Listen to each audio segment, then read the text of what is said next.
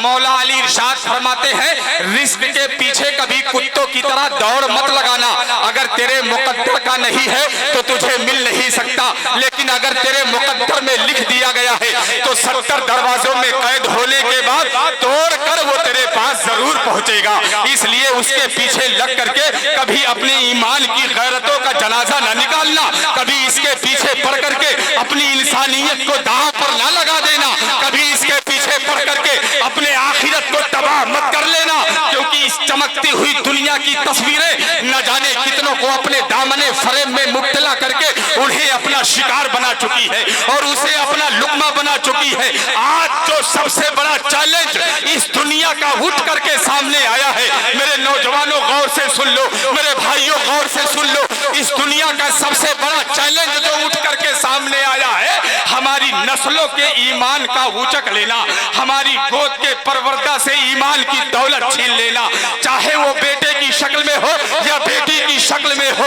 हमारी ही गोद की पली हुई बेटी 17, 18, 19 साल होने के बाद अगर चौराहे पर खड़ी होकर के कह दे, अरे बाप मैं तेरा चेहरा भी नहीं पहचानती, अरे माँ मैं तेरे आंचल की ठंडी ठंडक भी नहीं जानती, अरे बाप मैंने तुझे पहचानने से इनकार कर दिया है, मैंने दूसरे की उंगली पकड़ ली है और जिंदगी गुजारने का फैसला कर लिया है, तो मैंने कहा उस बेटी पर उंगलियां बाद में उठाई जाएंगी, पहले उन माँ बाप के गर्दनों में रस्सियां बांध करके चौराहे पर घसीटी जाए कि तेरे होते हुए ये काफिला। वल्हम्दुलिल्लाहि रब्बिल आलमीन। आइए सबसे पहले हम और आप मिलकर आक़ाए कायनात, दोनों आलम के ताजदार, मक्की सरदार, मदनी ताजदार, अहमद मुस्तफ़ा मोहम्मद मुस्तफ़ा सल्लल्लाहु ताला अलैहि वसल्लम के बारगाह बेकसपनाह में बुलंद आवाज़ से झूमकर दुरूद शरीफ पढ़ें। अल्लाहुम्मा सल्लि अला सय्यिदिना मौलाना मुहम्मदिन व बारिक वसल्लिम सलातन व सलामन अलैका या रसूलल्लाह सल्लल्लाहु ताला अलैहि वसल्लम। एक मर्तबा नबी और आले नबी पर झूमकर दुरूद शरीफ पढ़ लें। सल्लल्लाहु अलैहि नबी वालिहि व बारिक वसल्लिम सलातन व सलामन अलैका या रसूलल्लाह सल्लल्लाहु ताला अलैहि वसल्लम। ज़माना जब भी मुझे मुश्किल में डाल देता है, ज़माना जब भी मुझे मुश्किल में डाल देता है, मेरा खुदा हजार रास्ते निकाल देता है। ज़माना जब भी मुझे मुश्किल में डाल देता है, मेरा खुदा हजार रास्ते निकाल देता है। अपने भूख का इल्ज़ाम उस खुदा को मत दे, वो माँ के पेट में भी बच्चे को पाल देता है। अपने भूख का इल्ज़ाम उस खुदा को मत दे, वो माँ के पेट में भी बच्चे को पाल देता है। हुनर सभी को यहाँ हस्बे हाल देता है, किसी किसी को वो रोशन ख्याल देता है। ऐसे वैसों को, ऐसे वैसों को, ऐसे वैसों को तो देता है दौलतें, लेकिन नसीब वालों को रिश्ते हलाल देता। ऐसे वैसों को तो देता है दौलतें, लेकिन नसीब वालों को रिश्ते हलाल देता है।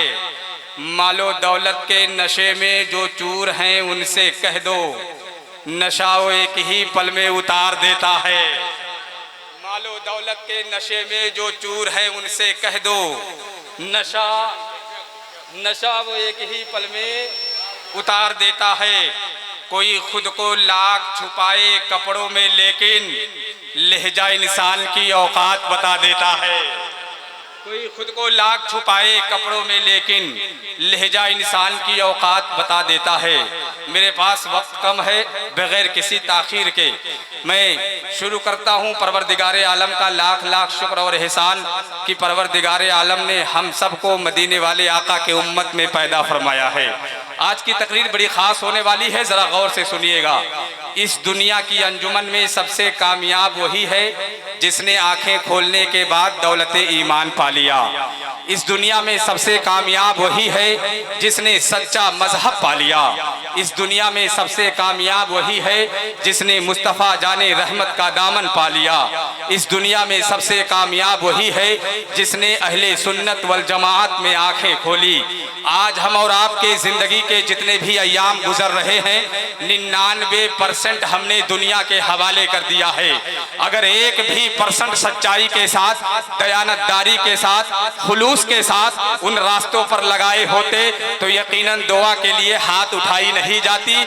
दिल में वसवसे पैदा होने से पहले उसे कबूलियत की सनदें, फिर दुआ के लिए हाथ उठाई नहीं जाती।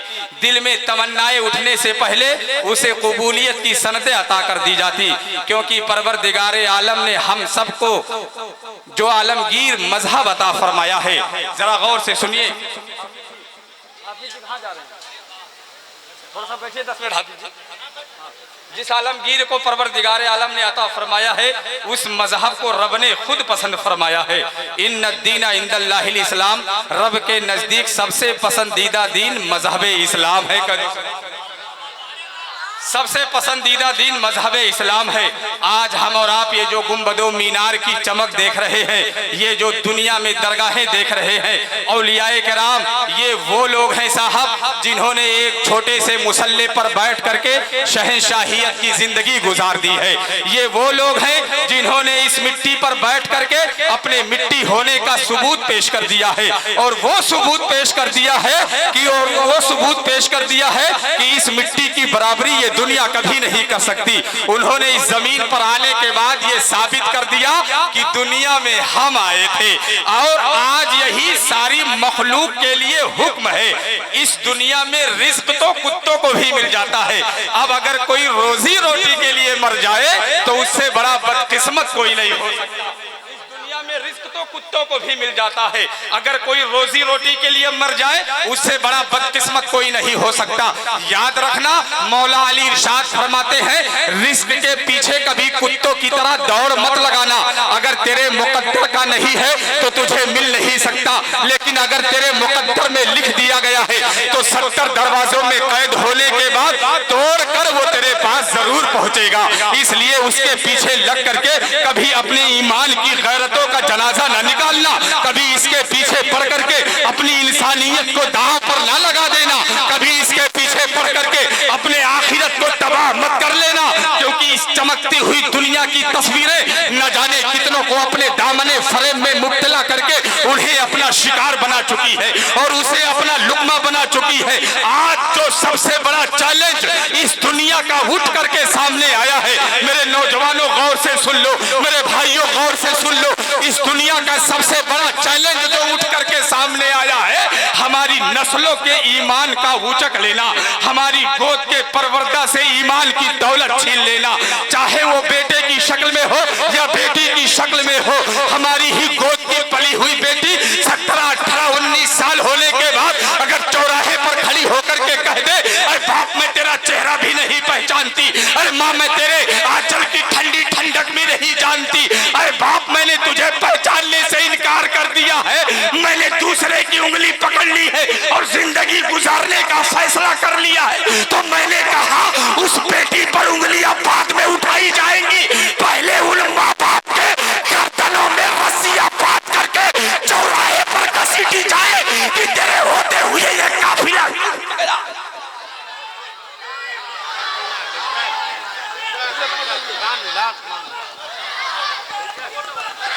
पहले उन माँ बाप के गर्दनों में रस्सियां बांध करके घसीटी जाए कि तेरे होते हुए ये काफिला क्यों लुट गया, तेरे होते हुए ये जिंदगी बर्बाद क्यों हो गई। अरे तुझे तो उस वक्त दिया गया, दीजिए, तुझे तो उस वक्त दिया गया था जब ये बिल्कुल सादा पेपर की शक्ल में था। तुझे तो उस वक्त दिया गया था जब इसकी मुट्ठियां भी नहीं खुल सकती। तुझे उस वक्त दिया गया था जब ये इंग्लिश, उर्दू, अरबी किसी जबान बोलने के काबिल नहीं था। तुझे उस वक्त तेरे गोद में इन औलादों को रखा गया, तुझे मालिको मुख्तार बनाया गया था, तू जो चाहे इस सादे पेपर पे तहरीर कर सकता है, तू जो चाहे इस सादे पेपर पर लिख सकता है। तो मुबारक हो उन माँ बाप को जिन माँ बाप ने अपने जनाजे की चारपाई उठने से पहले अपने औलादों को जन्नत का रास्ता दिखा दिया है। मुबारकबाद हो उन माँ बाप को जिन माँ बाप ने अपनी औलादों को सिराते मुस्तकीम दिखा दिया हो साहब।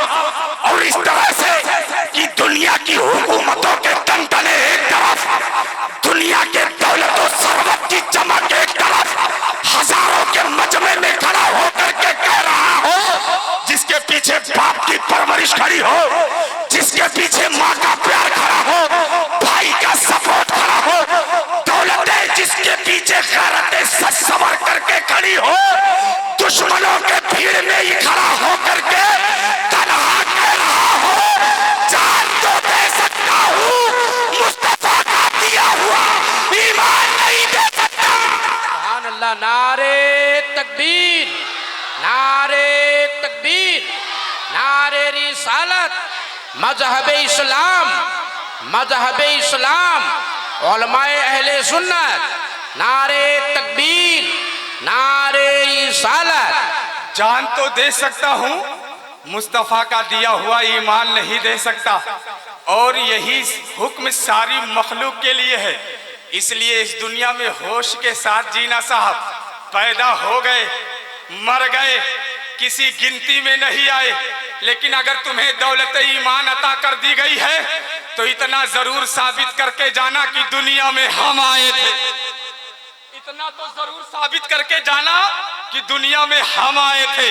और जिन्होंने साबित कर दिया, आज भी दरियाओं के कलेजे उनके आमद का ऐलान कर रहे हैं। आज भी फिलिस्तीन की वादियां उनके तलवों को चूमने के लिए वहां के जर्रात मुंह खोले हुए हैं कि सलाहुद्दीन अय्यूबी की खुशबू कब मिलेगी, नूरुद्दीन जंगी के वुलवुलों की वो सदाएं, जिन्होंने ये साबित कर दिया कि दुनिया में हम आए थे। उमर की अदालत बोलती है कि दुनिया में हम आए थे। उस्मा की सखावत बोलती है कि दुनिया में हम आए थे। अली के लाल, खातूने जन्नत के दिल के चैन सुकून, मुस्तफा के जिगर के टुकड़े, पुश्ते नबी पर बैठ करके कायनात की बुलंदियों को समेटने वाले हुसैन, दोषे मुबारक पर बैठ करके कायनात का नजारा करने वाले हुसैन, खातूने जन्नत के चादरे तदहीर में से लिपट कर सिमटी हुई कायनात का नजारा करने वाले हुसैन ने करबला के मैदान में रहते करबला पर 22,000 यजीदियों के सामने उतर कर बता दिया, लेज़े पे कुरान पढ़ करके बता दिया, ऐ राहे करबला कभी भूलना नहीं, इस दुनिया में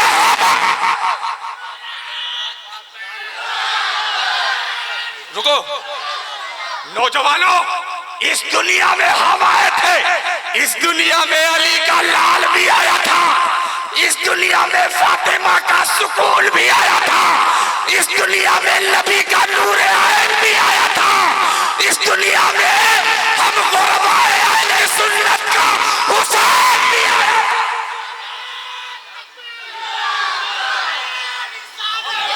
पूछो पूछो उमर बिन अब्दुल अजीज के इंसाफ के तराजुओं के पल्लों से कि क्या उन्होंने ये साबित ना कर दिया कि दुनिया में हम आए थे।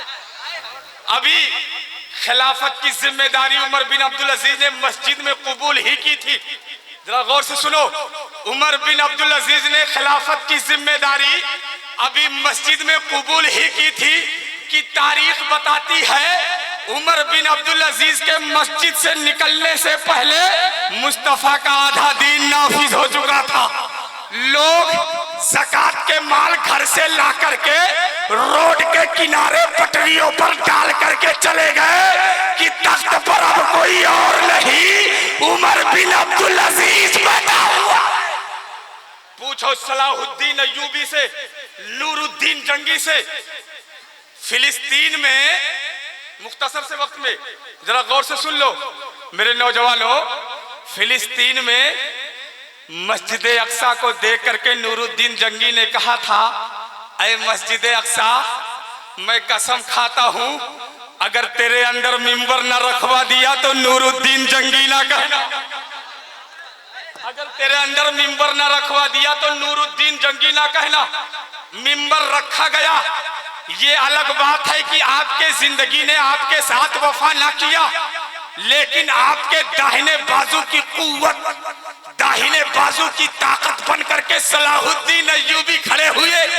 जब बाजारों से गलियों से नूरुद्दीन जंगी का जनाजा गुजर रहा था, आगे के पाए पर कंधा सलाहुद्दीन अय्यूबी का लगा था और उम्मत का वो अमीर रो रहा था और कह रहा था, उस्ताद वो जो आपका ख्वाब है मिंबर रखने का, वो मैं पूरा करके दिखाऊंगा। वो सलाहुद्दीन अय्यूबी। तो मेरे नौजवानों, हम ऐसी माओ के दूध के कतरे ले चुके हैं जिनकी सुरियानों में अभी ईमान की चमक बाकी है। उम्मत के सियाले जवानों, मुस्तफा करीम के उम्मत में आंखें खोलने वालों, इन दुनिया के नापाक नारों, फब्तियों, धमकियों में डर करके, फंस करके दहशत में आने की जरूरत नहीं है, घबराने की जरूरत नहीं है, क्योंकि हमें खजूर खाना भी बताया गया, हमें खजूर खाना भी बताया गया है, गर्दन कटा करके ईमान बचाना भी बताया गया। सलाहुद्दीन अय्यूबी, एक खबर पहुंची थी 2 मिनट के अंदर, एक खबर पहुंची सलाहुद्दीन अय्यूबी तक कि फला हाजियों के काफिले को पकड़ लिया गया है, दरख्त में बांध करके पुष्ट पर कोड़े बरसाए गए। हाजी चीखते रहे, चिल्लाते रहे, कहने वाला कह रहा था, बुला अपने नबी को, बुला अपने नबी को। ये खबर जब सलाहुद्दीन अय्यूबी के कान तक पहुंची कि कलमा पढ़ने वाले के साथ, दीन पर चलने वाले के साथ, वो भी हाजियों के काफिले को रोका गया, बंधक बना लिया गया, कोड़े बरसाए गए। मेरे दोस्तों, सलाहुद्दीन अय्यूबी के कान तक जब ये खबर पहुंची, किसने ये जलील हरकत की है, कसम खा ली आपने। मामला किसी और का था, कहीं और का था, लेकिन दीन का रिश्ता एक था, उम्मत का रिश्ता एक था, शरीयत का रिश्ता एक था। आपने कसम खा ली साहब कि अय्यूबी तेरे ऊपर आराम हराम है जब तक उस जलील के गिरेबान तक तू पहुंच नहीं जाता। रूमियों का मामला था, लाखों के लश्कर थे उनके पास, ताकत इकट्ठे करने में 2 से 3 साल लग गए, लेकिन तारीख गवाह है इन सालों में सलाहुद्दीन अय्यूबी ने अपनी पुश्त बिस्तर से नहीं लगाई, अपनी पीठ बिस्तर से नहीं लगाई। और जब नींद कलवा होता, ज्यादा होता, तो आप खेमे के लकड़ी से अपनी पुश्त लगाकर खड़े हो जाते। जब ज्यादा नींद आती तो दौड़ लगाते और कहते, अय्यूबी तुझे नींद आ रही है, नबी का गुस्ताख अभी जिंदा घूम रहा, तुझे नींद आ रही है, नबी का गुस्ताख अभी जिंदा घूम रहा है। तो मेरे दोस्तों, मदीने वाले आका, हम उस आलमगीर नबी का कलमा पढ़ने वाले हैं जिनके दरबार में जिब्रील भी बगैर इजाजत के नहीं आते।